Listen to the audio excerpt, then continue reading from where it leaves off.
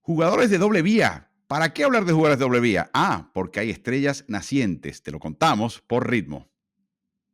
Siempre hemos hablado, Carlos, que en el baloncesto uno tiene que tratar de ser una estrella, no importa la posición y el papel que se te otorgue.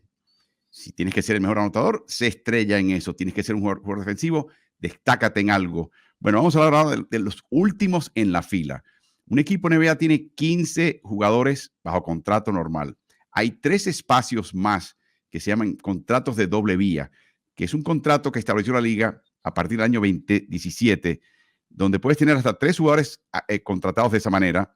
Cada jugador tiene un límite, puede jugar hasta 50 partidos de los 82 que tiene un equipo en temporada regular. El resto lo juega con la filial de G-League del equipo. Y esto le permite al jugador no solamente experiencia de NBA, pero también la posibilidad de tener un mayor salario. De hecho, terminan ganando la mitad del salario mínimo de novato. Si fueses agente libre novato, te ganas $1 millón y pico, $1.2 millones. Aquí te ganas la mitad, que son casi $600,000, $559,000, $59,782 por una temporada. Intentamos destacar este año, en esta ocasión, Carlos, los mejores jugadores, por lo menos los jugadores más destacados en posición. Recuerden, son jugadores del fin de la fila. Ni siquiera se suponen que estén en el equipo. Contribuyen a veces cuando alguien se lesiona o no. Pero hay ciertos equipos que lo están utilizando inteligentemente y de repente aparecen estos 4 nombres, que para mí el más curioso es el de Jacob Gilliard, que tuvo estos números que ven en pantalla con el equipo de Memphis. Memphis se desprende de él, lo contrata a Brooklyn Nets bajo las mismas condiciones de contrato de Levía y no lo ha utilizado, Carlos. Esa no la entiendo. Bueno, obviamente tiene que ver con las necesidades que tenía Memphis, ¿no? Y cómo encajaba él en el plan de juego de su coach. Y cuando va a Brooklyn, eh, tiene que haber alguien en la gerencia a quien le gustó mucho lo que vio, pero quizás al coach todavía no le convence de que necesite utilizarlo o esa posición está bien cubierta o así lo siente el coach, porque el tiempo de juego te lo da el entrenador principal, básicamente, no importa lo que opinen asistentes o gerentes. Así que tiene que ganarse la confianza del coach en Brooklyn para que pueda aportar lo mismo que aportaba en Memphis.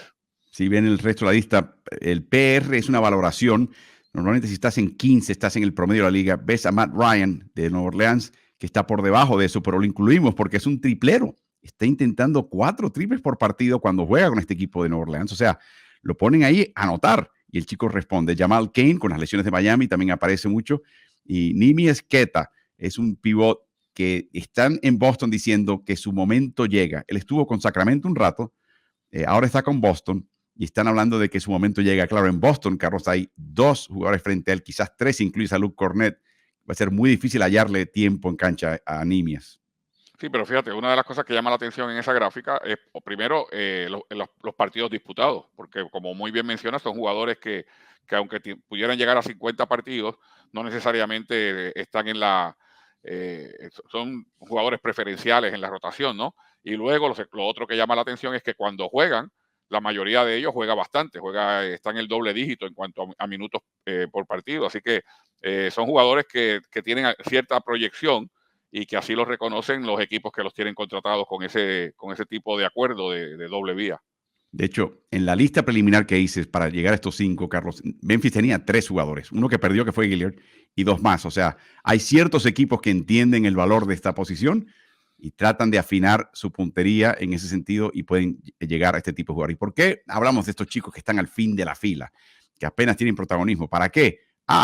Vamos a repasar la lista de jugadores que han pasado por este tipo de contrato doble vía y ahora creo que sus nombres suenan un poquito en la NBA, Carlos. Bastante, o sea, de lo que estamos hablando cuando estamos viendo este listado son jugadores que se han convertido en jugadores importantes en sus respectivos equipos por distintas razones, ¿no? Por ejemplo, en el caso de Rip, la habilidad que tiene para anotar, en el caso de Caruso, reconocido como uno de los mejores jugadores defensivos o posiblemente de ambos lados de la cancha en la liga, Duncan Robinson con esa capacidad triplera que ala las defensivas hacia él y que le abre tantos espacios a sus compañeros y así por el estilo, Lou Dort como un gran jugador defensivo.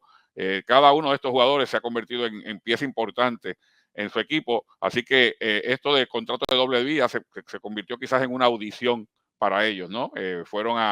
Audicionaron en esos contratos y llegó el momento en que alguien dijo, estos jugadores tienen algo de valor, ¿no? O este jugador tiene algo de valor y necesito tenerlo en mi equipo, y así se ha convertido ya en figuras en la NBA. No, y figuras de rotación, y en el caso de alguno que otro, figuras importantes del equipo, donde se convierte ya en algo que tiene el equipo que contar con ellos. Los hermanos Martin en pantalla, Max Strus, Miami, por supuesto, en el caso de Strus, el caso de Caleb Martin, el caso de Duncan Robinson, te das cuenta que hay un tema también acá. José Alvarado, Carlos del equipo de Nueva Orleans, también pasó por eso. Y muchos jugadores piensan que, ay, esto no sé, es como un jugador marginal, para eso vete a Europa a ganar más dinero, etcétera, etcétera. Estos chicos están apostando por su capacidad.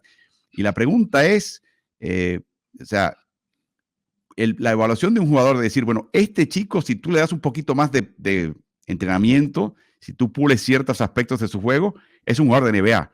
Y esa es la apuesta que hacen los equipos y finalmente terminan recompensados de esta manera. Así que por eso les mencionamos este tema de las estrellas de la doble vía. No son muchos, pero son algunos jugadores que ya empiezan a poner su nombre para postularse un contrato de lleno en la NBA.